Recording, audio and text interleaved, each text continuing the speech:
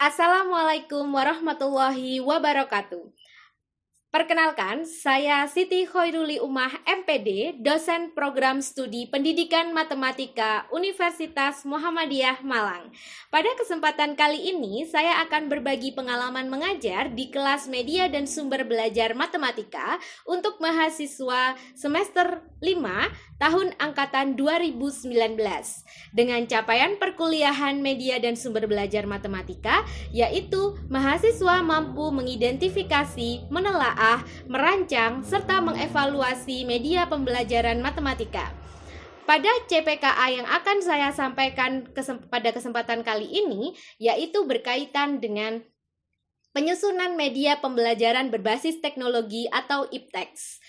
Media pembelajaran yang dibuat melalui PowerPoint selanjutnya akan disisipkan materi kuis secara interaktif dengan menggunakan aplikasi iSpring yang disematkan pada PowerPoint dalam bentuk add-ons. Nah, metode utama yang dilakukan pada perkuliahan ini dalam satu semester yaitu menggunakan pembelajaran berbasis proyek. Proyek yang dimaksud di sini adalah menelaah, menganalisis, kemudian merancang serta mengevaluasi media dan sumber belajar matematika dalam bentuk interaktif atau berbasis teknologi, media pembelajaran berbasis kertas atau cetak, dan media pembelajaran manipulatif. Namun, pada kesempatan kali ini saya akan berfokus tentang pembelajaran berbasis proyek untuk pembuatan dan perancangan media pembelajaran interaktif dengan menggunakan bantuan PowerPoint.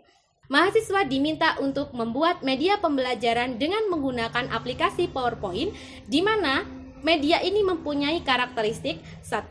Berisi konten matematika yang memuat pemahaman konsep dengan baik. Yang kedua, media pembelajaran harus memuat animasi dasar, menggunakan fitur Slide Master, dan juga menyematkan kuis dengan bantuan iSpring.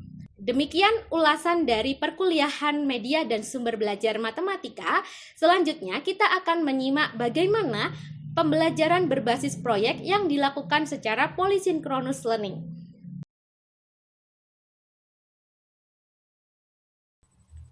Assalamualaikum warahmatullahi wabarakatuh. Kita akan memulai pertemuan yang ketiga dari mata kuliah media dan sumber belajar matematika. Nah, pada kesempatan kali ini kita akan berfokus pada media pembelajaran matematika itu sendiri.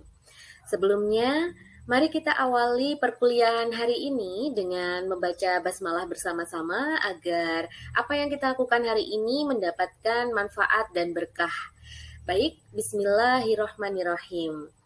Oke, pada minggu sebelumnya Anda telah diminta untuk membuat deskripsi dari analisis kebutuhan siswa yang ada di sekolah sekitar masing-masing ya. Jadi kemarin Anda sudah membuat atau Anda sudah mengidentifikasi kebutuhan media pembelajaran yang ada di sekolah di sekitar Anda. Nah, kali ini kita akan mencoba membuat atau merancang media pembelajaran, tetapi sebelumnya kita harus menelaah terlebih dahulu bagaimana ya media pembelajaran matematika itu yang sudah ada sebelumnya, sehingga apa yang kita buat pada hari ini itu ada perbedaannya atau bahkan kita boleh mengadaptasi, mengkonstruksi atau bahkan kita boleh memodifikasi media pembelajaran dari yang sudah ada sebelumnya. Baik. Selanjutnya, media pembelajaran matematika sesuai dengan pertemuan sebelumnya sudah kita buat atau kita rancang definisinya bersama-sama ya. Jadi definisi media pembelajaran matematika atau media pembelajaran saja secara umum, dia berupa alat peraga ya, alat bantu atau peraga untuk membantu guru dalam memahamkan konsep. Jadi pada dasarnya media pembelajaran ini seperti yang kita diskusikan sebelumnya, media pembelajaran itu berfungsi sebagai sarana penghubung antara guru, siswa, dan juga konten matematika yang akan dipelajari oleh siswa. Nah, untuk itu kita mengklasifikasikan media pembelajaran itu menjadi beberapa jenis. Nah, pengklasifikasian ini didasarkan dari beberapa aspek. bisa dari aspek cara membuatnya. Jadi kalau misalnya kita membuat media manipulatif, berarti kita membuatnya dengan cara dilem, disobek, digunting, kemudian ditempel. Ada lagi yang juga dioperasikan, digulung dan seterusnya ya. Kalau media manipulatif dalam bentuk mungkin bisa alat peraga seperti itu. Kalau cara membuat media elektronik tentu kita menggunakan bantuan aplikasi komputer ya. Jadi aplikasi komputer di sini gunanya adalah mendesain, digunakan untuk mendesain dari media pembelajaran itu sendiri. Kemudian kalau dilihat dari cara mengoperasikannya, kalau media manipulatif berarti kita boleh menggunting, kemudian melipat, kemudian menulis di situ gitu ya, menulis di media pembelajarannya, atau bahkan kita boleh semacam menggulung begitu ya kalau dia berbentuk pop up book seperti yang saya contohkan pada pertemuan sebelumnya. Kemudian kalau dari segi bentuknya bisa berupa 3 dimensi, bisa berupa 2 dimensi, bisa juga berupa audio visual atau bahkan perekaman seperti itu. Nah, kemudian apa ya spesifikasi dari media pembelajaran itu? Kapan suatu benda atau tayangan kita klasifikasikan sebagai media pembelajaran? Nah, jika ada alat atau alat bantu atau alat peraga yang dia itu mempunyai sifat untuk memeragakan atau meningkatkan pemahaman konsepnya siswa, kemudian dia juga berbasis teknologi, kemudian dia juga menarik dari segi tampilannya, maka dia di sini kita sebut sebagai media pembelajaran. Begitu ya. Jadi media pembelajaran itu yang pertama jelas dia harus sesuai dulu dengan konsepnya. Kalau tidak sesuai berarti dia bukan media pembelajaran, dia hanya berupa mainan saja. Kemudian kalau dia berbasis teknologi jelas karena kita mengadopsi pembelajaran abad 21 di mana di situ aspek utamanya itu adalah adanya integrasi teknologi, baik dari segi pembuatannya maupun dari segi pengoperasiannya. Kemudian menarik jelas ya, kalau suatu benda yang kita gunakan untuk memahamkan konsep kepada siswa kemudian dia tidak menarik, apa bedanya dengan buku begitu ya? Sehingga buku yang bersifat tekstual tersebut kita tidak bisa membantu siswa dalam hal pemahaman konsepnya dengan baik melalui media pembelajaran.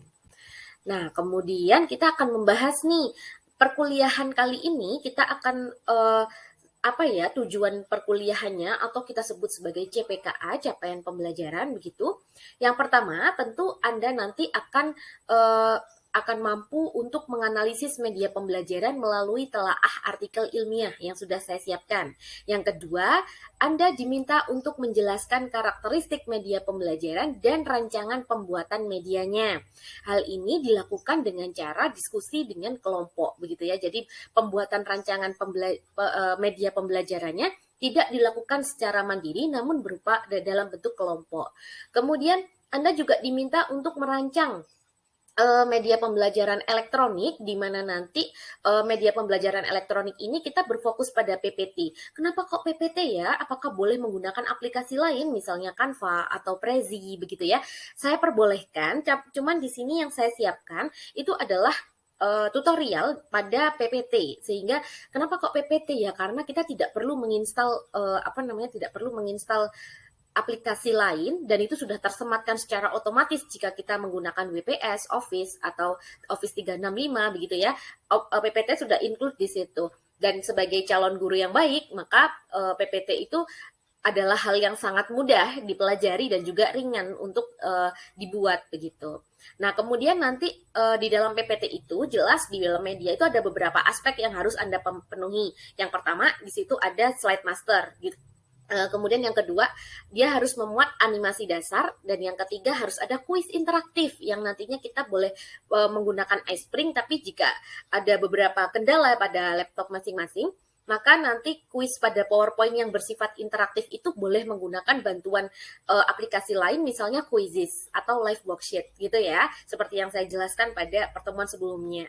Nah, kemudian untuk tahapan perkuliahan sendiri, yang pertama, Anda nanti akan melaksanakan asynchronous learning, di mana pada tahap asynchronous learning ini tidak ada interaksi dengan saya maupun dengan mahasiswa lain. Apa yang Anda lakukan di situ, Anda mendownload artikel ilmiah, kemudian menelaah begitu ya, kemudian mengisi instrumen atau mengisi LKM yang sudah saya sediakan. Dari situ Anda diminta untuk mengisi LKM secara lengkap sesuai dengan artikel yang Anda baca. Selanjutnya, Anda diminta untuk melakukan tahapan synchronous learning menggunakan web meeting Zoom. Nanti di web meeting Zoom-nya itu sudah saya setting breakout room, sehingga nanti Anda langsung masuk ke breakout room kelompoknya masing-masing.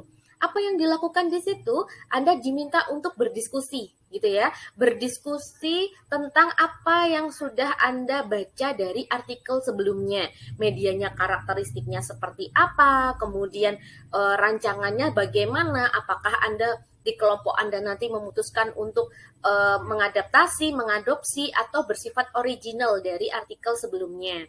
Yang ketiga, kita nanti akan masuk di main room dari Zoom itu sendiri dan masih bersifat synchronous learning. Nanti kita akan lakukan tahapan evaluasi di mana Anda akan mempresentasikan rancangan dari media pembelajaran yang sudah dibuat dalam bentuk kelompok tadi melalui PPT, Canva, ataupun Prezi atau yang lain, gitu ya. Nah, untuk perkuliahan hari ini ada asesmen yang akan saya lakukan. Yang pertama, nanti Anda akan saya akses atau saya nilai terkait dengan ketepatan jawaban pada LKM, apakah sesuai dengan artikel atau belum. Kemudian yang kedua adalah keaktifan dalam diskusi, sehingga Anda dituntut untuk menyampaikan pendapat, menanggapi tanggapan teman lain, dan juga memberikan inspirasi pada kelompok dalam hal perancangan media pembelajaran. Selanjutnya, Anda diminta untuk berkreasi atau melakukan kreativitas dalam hal merancang media pembelajaran elektronik. Yang keempat adalah kesesuaian rancangan elektronik, media pembelajaran berbasis elektronik dengan konsep matematika itu sendiri. Yang terakhir, Anda juga dinilai terkait dengan rancangan media elektronik yang sudah dibuat, apakah itu cukup menarik atau tidak bagi siswa. Perkuliahan media dan sumber belajar matematika pada pertemuan ketiga diawali dari mengakses LMS UMM dengan alamat lms.umm.ac.id. Kemudian mahasiswa diminta untuk login menggunakan akun mahasiswa yang telah dibuat sebelumnya. Selanjutnya, mahasiswa diminta untuk mengakses kelas masing-masing, yakni pada meeting 3 dengan materi rancangan media pembelajaran. Nah, di PPT ini, kalau kita lihat dari judulnya, ini kan ada pengembangan media pembelajaran PowerPoint interaktif berbasis RME, materinya aljabar untuk kelas 7 SMP. Nah, kita kan dapat materi tentang pola bilangan ya guys, kayak kalau nggak salah. Pola bilangan. Nah, oke, pola bilangan. Iya, pola bilangan kelas 8. Terus kalau misalkan dalam kehidupan sehari-hari itu bisa entah itu botol, entah itu korek api, yang mana mereka itu nanti pada pola bilangan pertama itu koreknya ada korek apinya cuma satu, terus pola bilangan kedua. Loh, tapi kan ini Assalamualaikum kelompok 1. Ya, Bu. Salam. Ya, sejauh ini apa saja yang sudah didiskusikan berkaitan dengan artikel yang sudah dibaca? Sejauh ini kita ada mendiskusikan masalah PowerPoint-nya berbasis apa dulu. Terus Oke, dari artikel berbasis apa yang dimiliki?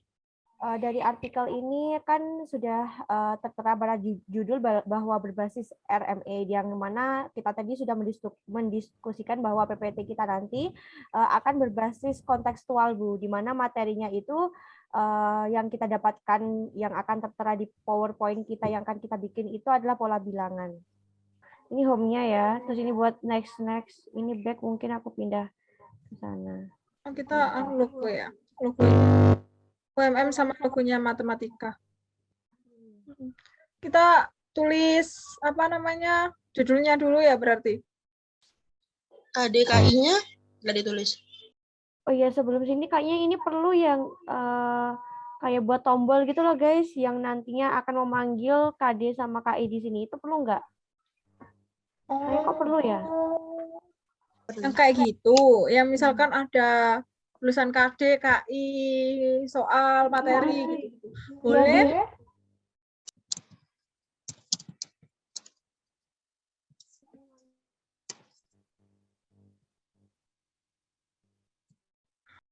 Ya guys, kita bahas apa sih materinya dulu ya. Maksudnya artikel yang dikirim sama Bu Uli tadi.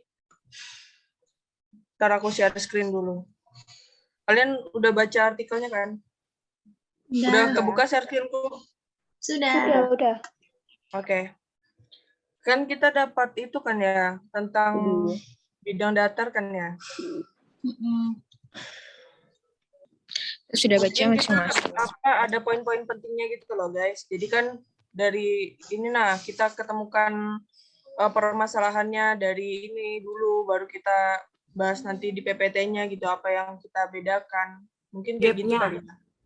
Berarti kan ini termasuk salah satu pengembangan. Nah, berarti kita di sini mengembangkan juga, tapi kita berdasarkan PPT sama ada VN-nya gitu ya, VN, voice note-nya gitu ya. Oke. Bentar, sabar. Kita share screen. Nah, kelihatan nggak? Belum. Kelihatan. Oke, udah kelihatan. Ini kan kita pakai itu ya, pakai apa sih namanya? Slide Master. View. View. Nah, ini. Nah, ini kira-kira kayak apa? Ini temanya ini aja kali ya. Tadi aku temu di Pinterest yang kayak gini. Iya deh, bagus kok Jadi, itu. Ada lagi nggak yang perlu ditambahin? Ada Tuh lagi. logo. Oh iya, logo. Oh iya, logo. Bentar. Ini kita edit dulu. Action. Slide. Ini kita kasih hyperlink. Nah, aku tadi lupa mau bilang ke ibunya tuh hyperlink, tapi kok lupa gitu. Aku udah jawab hyperlink Bu gitu. Ya, hyperlink. Ini udah bener belum ya? Oke, first slide. Nah, ini tuh gimana sih? Ini kita mau, aku tuh bingung ya tadi antara itu kembali atau last slide view. Atau last slide. Atau end show. Mending itu aja. Last slide view. Nggak sih? Nah, nanti bikin gini aja kali ya. Isi yang pertama apa nih? Pengertian. Ini masuk Nanti ini pengertian. pengertian. Materi dulu kan ya? Ya, pengertian. Hah? Pengertian. Iya, materi dulu kan.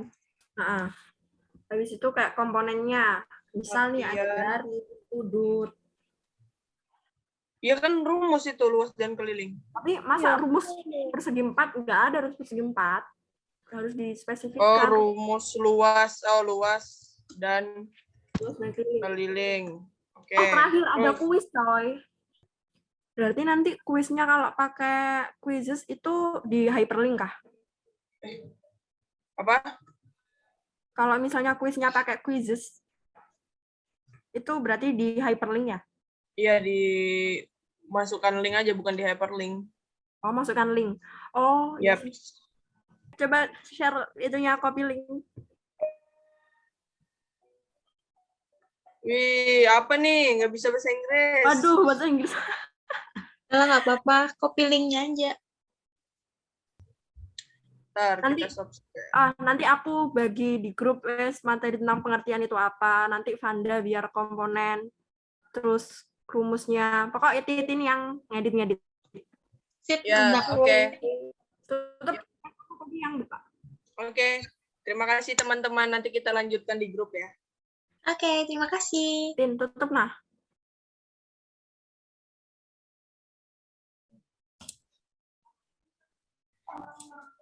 Baik, kita mulai untuk sesi presentasi kelas. Assalamualaikum warahmatullahi wabarakatuh.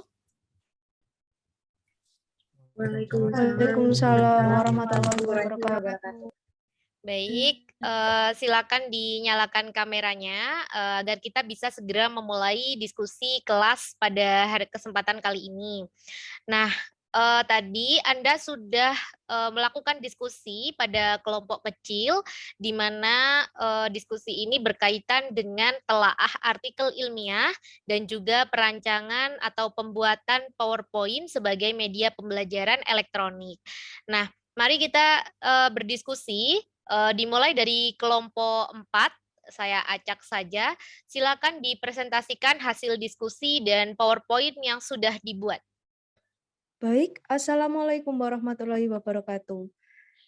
Saya perwakilan dari kelompok 4 akan mengawali presentasi pada sore hari ini. Yang pertama, presentasi kali ini akan membahas tentang pola barisan pada bilangan dan konfigurasi objek. Untuk yang pertama itu kami membuat dengan slide master. Nah, untuk desainnya itu kami membuat dengan slide master. Pemilihan warnanya itu kami memilih warna yang kalem atau netral.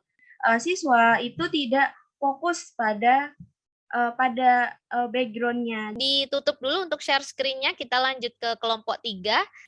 Baik, terima kasih Bu. Di sini kita juga sebelumnya sudah menelaah tentang artikel yang berkaitan dengan media pembelajaran, di mana pada artikel sebelumnya ini menggunakan media yang berbasis makromedia flash.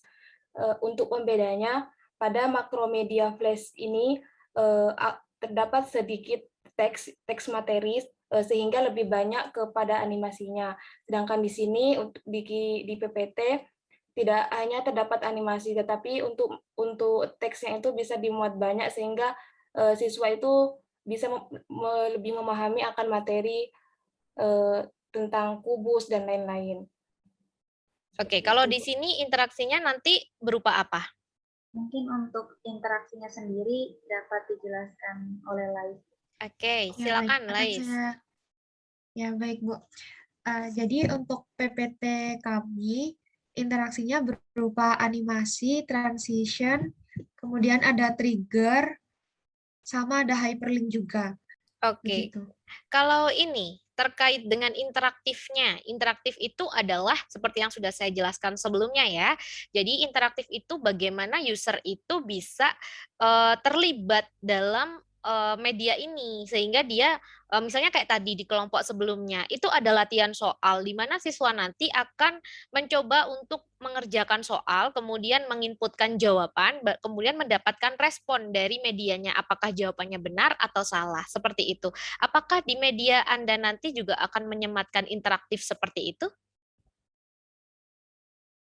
Ada, Bu, itu di bagian kuis itu terdapat latihan soal. Oke, boleh dijalankan sedikit saja untuk simulasinya, seperti apa sambil dijelaskan seperti apa membuatnya begitu. Kalau untuk kuis sendiri, cara pembuatannya itu masih belum kita sematkan, tapi kita bakal pakai PPT ini sendiri dengan menyisipkan Alt F11. Menyisipkan apa Nanti tadi? Di PPT-nya itu bisa diklik Alt F11, Ibu, di mana nanti dia muncul seperti ini. Terus tuh kita bakal ada di modul, terus tuh nanti ada rumusnya sendiri, di mana nanti per kolom yang bakal kita hyperlink, dia memunculkan skor-skor, dan itu belum kita rumuskan di sini. Oke, bagus. Jadi di situ interaktifnya lebih ke terletak pada skornya ya. Jadi skor di sini nanti akan muncul dan bisa dilihat langsung oleh siswa ketika dia sedang mengerjakan kuis tersebut. Kemudian kalau simulasi dari konsep bangun ruang itu sendiri, ada tidak? Apakah menggunakan animasi boleh ditayangkan seperti apa tadi katanya ada diagonal ruang ya yang sudah dibuat ya. Nah, boleh dijelaskan di sini menggunakan animasi jenis apa, kemudian urutannya seperti apa, dan kemunculannya bagaimana? Jadi di sini untuk animasi sendiri, kita pakai trigger, di mana triggernya itu masih buat trigger keseluruhan, buat satu tombolnya itu demonstrasi. Oke, terima kasih kelompok 3 atas presentasinya. Silakan ditutup dulu untuk share screen-nya. Baik, keseluruhan kelompok sudah mempresentasikan hasil dari diskusi dan pembuatan PPT-nya. Saya ingin tahu apa pengalaman baru yang telah Anda dapatkan dari pertemuan kali ini. Pengalaman barunya kita bisa itu Bu, membuat PPT yang lebih baik lagi dari Seperti apa sebelumnya. baiknya? Ya trigger-triggernya lebih rapi lagi. Oke. Terus itu desain-desainnya dirapikan lagi Bu. Oke. Dan warna-warnanya bisa bagus dan bisa Baik. menjadi pembelajaran yang bagus. Baik, selanjutnya dari telaah artikel yang sudah Anda baca dan Anda pahami, kemudian diinputkan pada LKM, pengalaman baru apa yang Anda dapatkan, Sofyan?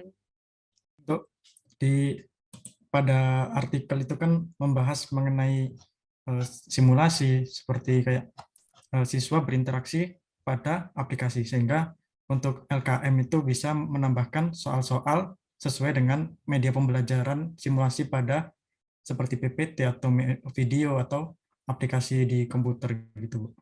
Ya, bagaimana pengalaman Anda yang Anda alami begitu ya, berkaitan dengan penyusunan media pembelajaran sehingga itu menarik untuk diikuti atau kaidah yang bisa Anda lakukan, Anda terapkan pada media Anda? Oke, izin menjawab. Kalau menurut saya supaya menarik itu pemilihan objeknya Bu. Misalnya kalau siswa kelas 7 SMP berarti nanti objek yang dipilih itu yang lucu-lucu karena dia masih baru selesai dari SD. Nah, kemudian pemilihan warna juga penting Bu, karena kalau warnanya monoton, tabrakan dengan latar belakang, itunya itu membuat siswanya tidak fokus ke apa yang kita akan jelaskan, seperti itu. Nah, kemudian selain dari pemilihan objek, pemilihan warna itu juga singkat padatnya materi. Semakin banyak materinya, semakin bertele-tele kalimatnya, itu membuat siswa, aduh aku bisa baca sendiri Bu ini, nggak perlu dibacakan, saya sudah bisa baca sendiri. Nah, berarti kan dipersingkat lagi tentang inti dari materinya itu seperti apa. Kalau menurut saya seperti itu Bu. Oke, terima kasih. Oke, kita akhiri untuk perkuliahan hari ini. Silakan berikan respon terhadap perkuliahan hari ini melalui tombol reaction yang ada di Zoom meeting kali ini. 1, 2, 3. Silakan diklik tombol reaction. Oke, next. Oke, yang lain. Oke, terima kasih. Untuk pertemuan kali ini, untuk pertemuan minggu depan, kita akan membahas tentang media pembelajaran cetak atau bersifat workbook, worksheet, maupun modul, begitu ya. Jadi siapkan artikel pendukungnya, juga nanti akan saya share LKM pada lms.umm.ac.id. Baik, semoga kita semua dalam keadaan sehat. Mari kita tutup dengan membaca hamdalah bersama-sama. Alhamdulillahirabbil alamin. Assalamualaikum warahmatullahi wabarakatuh.